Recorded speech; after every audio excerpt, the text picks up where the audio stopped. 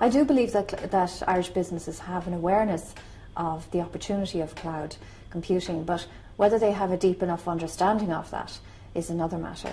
And I think there's still a lot of education to be done in working with Irish businesses to let them see what the particular advantage of cloud computing can do for their specific business. There are many advantages for business that we all hear about, but I think in relation to specific business requirements, organisations need to see what those advantages are for their business. So what may work for one may not work for another.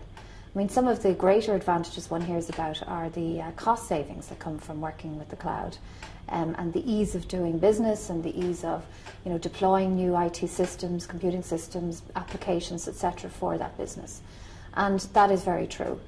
But one also has to look at the implications of change for that business. So whether cloud computing can bring advantages directly and immediately, that needs to be investigated. So what I would suggest is that an organisation looks at developing a cloud strategy for its business. So looks at the different opportunities that can come from the cloud, looks at where those advantages may apply to their business, and then embark on a strategy to apply those. Well, I think the unexpected benefits to businesses are often the ease at which applying new IT information systems or applications can happen for that business. I think also that what the cloud allows us to do is decouple the management of the underlying infrastructure for a business.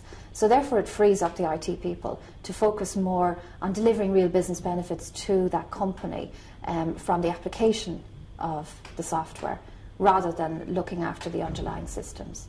And there are the clear advantages that will come over time for a business as cloud becomes more applied within the organisation.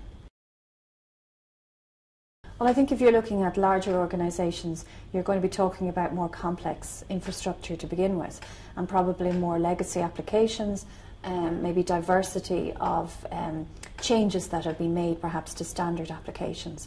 And therefore, if you've had change to standard, well then when you look to apply a more standardised system, albeit in the cloud or even on-premise infrastructure, well that's where the difficulties can come. So again, it's all down to analysing the requirement and putting proper planning in place. So for a smaller business, it may be easier to move to the cloud more quickly because their applications may be more standardised.